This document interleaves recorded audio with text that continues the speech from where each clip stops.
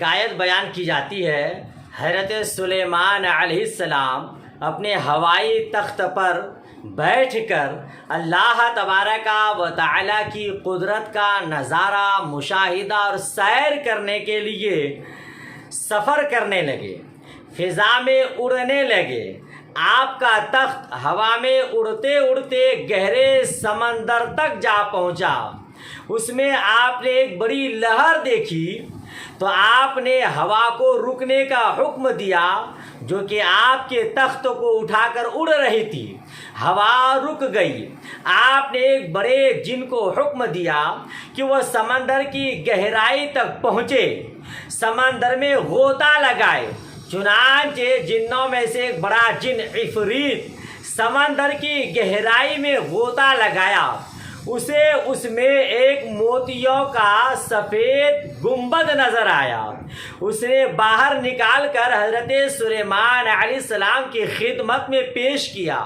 اس میں نہ کوئی دروازہ تھا، نہ کھڑکی تھی، نہ کوئی روشن دان تھا، نہ سوراخ۔ حضرت سلیمان علیہ السلام دیکھ کر بڑے حیرت میں پڑ گئے، تعجب ہوا۔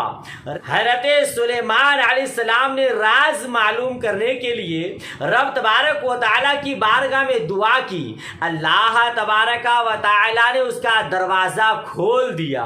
اب حضرت سلیمان علیہ السلام اس کے اندر ایک نوجوان شخص کو حالت سجدہ میں دیکھا تو اور حیرت ہوئی۔ آپ نے اس شخص سے پوچھا کہ تم کس جنس سے تعلق رکھتے ہو، فرشتہ ہو، جن، انسان ہو یا کوئی اور چیز؟ اس نے کہا میں انسان ہوں۔ حضرت سلیمان علیہ السلام نے ارشاد فرمایا یہ شرافت و کرامت، یہ عظمت و بزرگی تمہیں کہاں سے ملی اور کیسے ملی؟ اس شخص نے جواب دیا والدین کے ساتھ حسن سلوک کرنے کے سبب، ماں باپ کی خدمت کرنے کے سبب۔ میری ایک بڑھیا ماں تھی، میں اس کی خدمت کیا کرتا تھا، اسے پشت پر اٹھائے رکھتا تھا۔ میری ماں خوش ہو کر مجھے دعا دیا کرتی تھی، مولا اسے صبر عطا فرما اور میرے انتقال کے بعد ایسا مکان عطا فرمانا جو نہ زمین پر ہو نہ آسمان میں ہو۔ اللہ اکبر کبیرہ۔ وہ شخص کہتے ہیں میری ماں کا انتقال ہو گیا۔ میری ماں کے انتقال اور وفات کے بعد میں ایک دن سمندر کے کنارے سیر کرنے آیا۔ مجھے سمندر میں یہ موتیوں کا سفید گنبد نظر آیا۔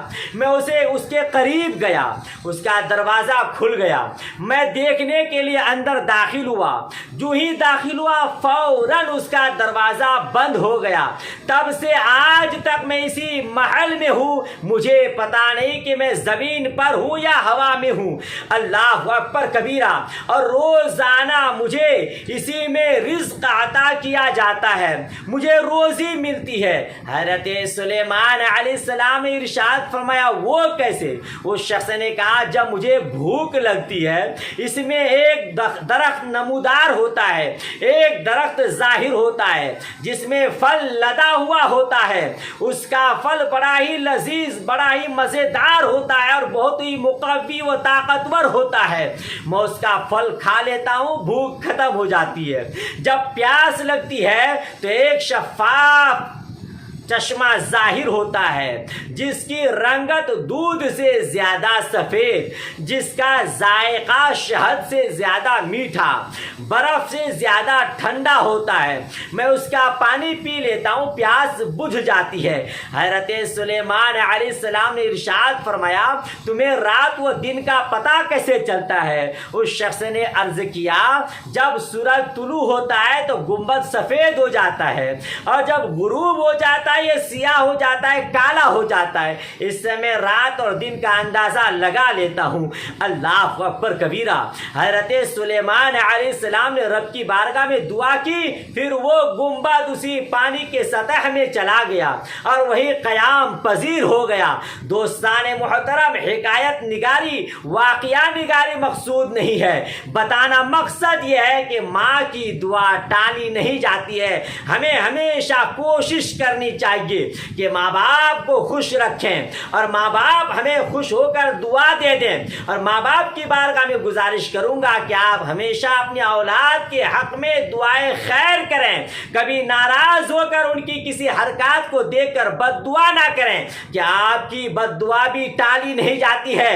اگر آپ کی بد دعا بھی قبول ہو گئی اور وہ کسی پریشانی میں مبتلا ہو گئے تو اولاد کی پریشانی کو دیکھ کر آپ بھی پریشان ہو جائیں گے. اللہ تبارک و تعالی ہم سب کو ماں باپ کی خدمت کرنے کی توفیق رفیق عطا فرمائے. اسی طرح کا واقعہ حضرت موسیٰ کلیم اللہ علی نبینا علیہ تحیہ و ثنا کے بارے میں بیان کی جاتی ہے. ایک مرتبہ حضرت موسیٰ کلیم اللہ علیہ الصلوۃ والتسلیم نے رب کی بارگاہ میں دعا کی، مولا جنت میں میرا ہم نشین کون ہوگا؟ رب نے ارشاد فرمایا ایک قصاب ہوگا. حضرت موسیٰ کلیم اللہ کو حیرت ہوئی، میں اللہ کا پیغمبر، اللہ کا نبی، میرے ساتھ ایک قصاب ہم نشین ہوگا؟ آپ نے رب کی بارگاہ میں دعا کی، مولا میں اس سے ملاقات چاہتا ہوں. پروردگار عالم نے پورا پتہ، پورا حلیہ بتا دیا اور اس کا چہرہ، اس کی رنگت بتا دی. حضرت موسیٰ کلیم اللہ علی نبینا علیہ تحیہ و ثنا اس کی تلاش میں لگ گئے. بالآخر ان کی دکان تک پہنچ گئے. وہ قصاب دکان میں گوشت فروخت کرتا رہا اور حضرت موسیٰ کلیم اللہ اس فراق میں، اس طاق میں لگے رہے ان کا کون سا نیک عمل ہے جس کی بدولت اللہ تبارک و تعالی اس کو جنت میں میرا ہم نشین قرار دیا ہے. لگے رہے، دیکھتے رہے مگر کوئی نیک عمل نظر نہیں آیا. شام ہو گئی، وہ دکان سمیٹ کر گھر جانے کو لگا. حضرت موسیٰ کلیم اللہ علی نبینا علی تحیہ و ثنا نے ارشاد فرمایا آج میں آپ کے گھر مہمان بننا چاہتا ہوں. اس نے خوشی بخوشی اجازت دے دی. اب حضرت موسیٰ کلیم اللہ اس کے ساتھ گھر پہنچے. وہ قصاب و قصائی گھر پہنچا اور کھانا تیار کیا. سب سے پہلے اپنی بڑھیا ماں کو کھلایا جو بالکل کمزور و ناتواں تھی، ضعیفہ تھی. اس کو کھانا کھلایا، ان کا کپڑا بدل دیا، پھر اس کو آرام کے لیے لٹا کر حضرت موسیٰ کلیم اللہ کی بارگاہ میں انہیں کھانا کھلایا. حضرت موسیٰ کلیم اللہ اسی طاق میں لگے رہے کہ کون سی نیک عمل ہے، کون سا نیک کام ہے جس کی بدولت یہ جنت میں میرا ہم نشین ہوگا. رات کا کچھ حصہ گزر گیا. وہی بڑھیا ماں جو بالکل کمزور تھی اب وہ رات کو اٹھی اور پھر رب کی بارگاہ میں دعا کی، مولا میرے بیٹا کو اجر عظیم عطا فرما اور جنت میں موسیٰ کلیم اللہ کا ہم نشین بنا دے.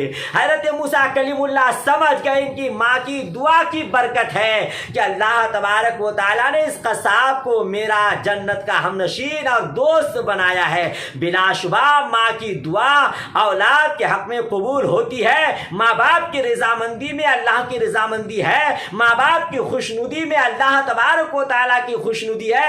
جن سے ماں باپ راضی ہے اس سے اللہ تبارک و تعالیٰ راضی ہے. جن سے ماں باپ ناراض ہے اس سے اللہ تبارک و تعالیٰ ناراض ہے. ہمیں ہمیشہ ماں باپ کو خوش رکھنے کی کوشش کرنی چاہیے. اللہ تبارک و تعالیٰ کی بارگاہ میں دعا، مولا تبارک و تعالیٰ ہمیں ہمیشہ ماں باپ کے ساتھ حسن سلوک کرنے کی توفیق رفیق عطا فرمائے. جن کے ماں باپ باحیات ہیں اللہ تبارک و تعالیٰ ان کی ماں باپ کی مغفرت فرما کر عمر دراز بالخیر عطا فرمائے. جن کے ماں باپ گزر چکے ہیں بحالت ایمان اللہ تبارک و تعالیٰ ان کی مغفرت فرما کر جنت الفردوس میں اعلیٰ مقام عطا فرمائے. جن کے ماں باپ باحیات ہیں ان کی خدمت کریں. جن کے ماں باپ دنیا سے بحالت ایمان رخصت ہو چکے ہیں ان اولادوں کو چاہیے کہ وہ اپنے ماں باپ کے نام پر دعائیں مغفرت کرے، ان کے حق میں ایصال ثواب کرے. انشاءاللہ ماں باپ قبر میں بھی ہیں تو اولاد سے راضی ہو جائیں گے.